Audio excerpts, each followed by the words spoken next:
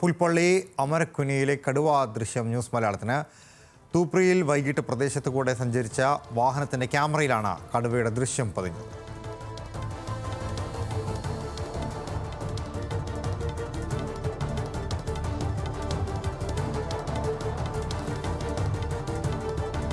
ഞാൻ ഇവിടെ ഇരുന്ന് നമ്മുടെ ഫാമിൽ കടുവ കയറിയിട്ടുണ്ടെന്ന് പറഞ്ഞ് അപ്പോൾ ഫോറസ്റ്റുകാർ കൂട് വയ്ക്കാൻ വന്നിട്ടുണ്ടെന്ന് പറഞ്ഞു.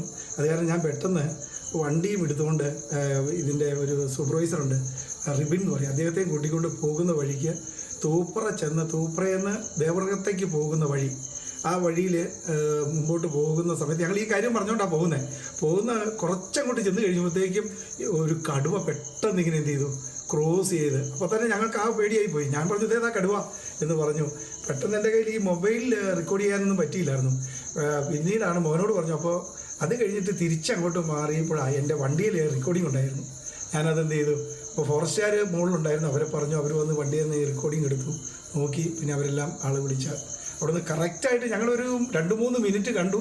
ഈ റോഡ് കഴിഞ്ഞിട്ടാണ് കയറി വേറൊരു വീടിൻ്റെ അങ്ങോട്ടാണ് കയറിപ്പോയത്. ആ സൈഡിലേക്ക് ഇങ്ങനെ കയറിപ്പോയി.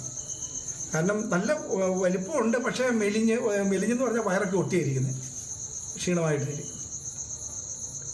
ഇപ്പം ആ ഭാഗത്ത് തന്നെയുണ്ട്, സാധനം ആ ഭാഗത്ത് തന്നെയുണ്ട്.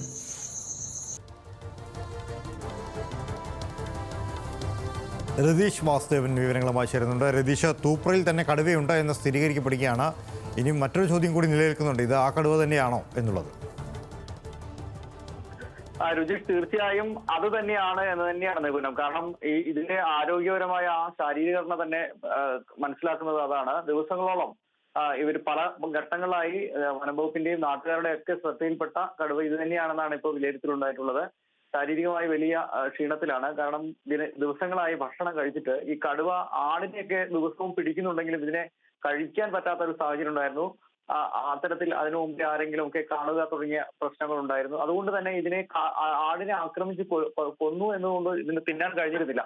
അതുകൊണ്ട് തന്നെ ആരോഗ്യപരമായ വലിയ പ്രശ്നത്തിലായിരുന്നു. അതാണ് അതിന്റെ ശാരീരികമായ ക്ഷീണിത ആയിട്ടുള്ള കടുവ തന്നെയാണ്. ഈ കടുവ തന്നെയാണെന്ന് വനംവകുപ്പ് ഇപ്പൊ ഏതാണ്ടൊക്കെ സ്ഥിരീകരിച്ചിട്ടുണ്ട്. ഇന്ന് രാവിലെ മുതൽ ഈ കടുവയുടെ യാതൊരു ദൃശ്യവും വനംവകുപ്പിനോ ഈ തെരച്ചിൽ സംഘത്തിനോ ഒന്നും ലഭിച്ചിരുന്നില്ല. ആ ഘട്ടത്തിലാണ് ഇന്ന് 7:30യോടെ ഇപ്പോൾ ഈ തൂപ്ര ദേവർഘട്ട റോഡ് ഭാഗത്ത് കൃഷിയിടത്തിൽ നിന്ന് മറ്റൊരു തോട്ടത്തിലേക്ക്, പറമ്പിലേക്ക് കയറുന്ന കടുവയുടെ ദൃശ്യം ലഭിച്ചിട്ടുള്ളത്. എന്തായാലും വലിയ ആശങ്ക തന്നെയാണ് ഈ പ്രദേശത്തുള്ളത്. ഈ പ്രദേശത്താണ് ഇപ്പോൾ കൂട് പോലും വനംവകുപ്പ് വൈകിട്ട് സ്ഥാപിച്ചത്. ആ പ്രദേശത്താണ് ഇപ്പൊ കടുവയുടെ സാന്നിധ്യം സ്ഥിരീകരിച്ചുകൊണ്ടുള്ള ദൃശ്യങ്ങൾ പുറത്തു വന്നത്. എന്തായാലും വനംവകുപ്പിന്റെ RRP സംഘം പ്രദേശത്തെത്തി പരിശോധന ആരംഭിച്ചിട്ടുണ്ട്. കടുവയെ ഇന്ന് തന്നെ ഒന്നിലെയും മയക്കുവെടി വെക്കുക എന്ന ആദ്യഘട്ട പ്രഥമ പരിഗണന അതിന് തന്നെ നൽകുമ്പോഴും അവശ്യമായ കടുവ തീറ്റയെടുക്കാൻ ഈ കൂടുകളിലേക്ക് എത്തുമെന്ന പ്രതീക്ഷ ഇപ്പോഴും വനംവകുപ്പിന് ശേഷിക്കുന്നുണ്ട്. അത്തരത്തിലുള്ള 2 തരത്തിലുള്ള സമീപനത്തിലൂടെയാണ് കടുവയെ കീഴ്പ്പെടുത്താനുള്ള ശ്രമങ്ങളുമായി വനംവകുപ്പ് മുന്നോട്ട് പോകുന്നത്.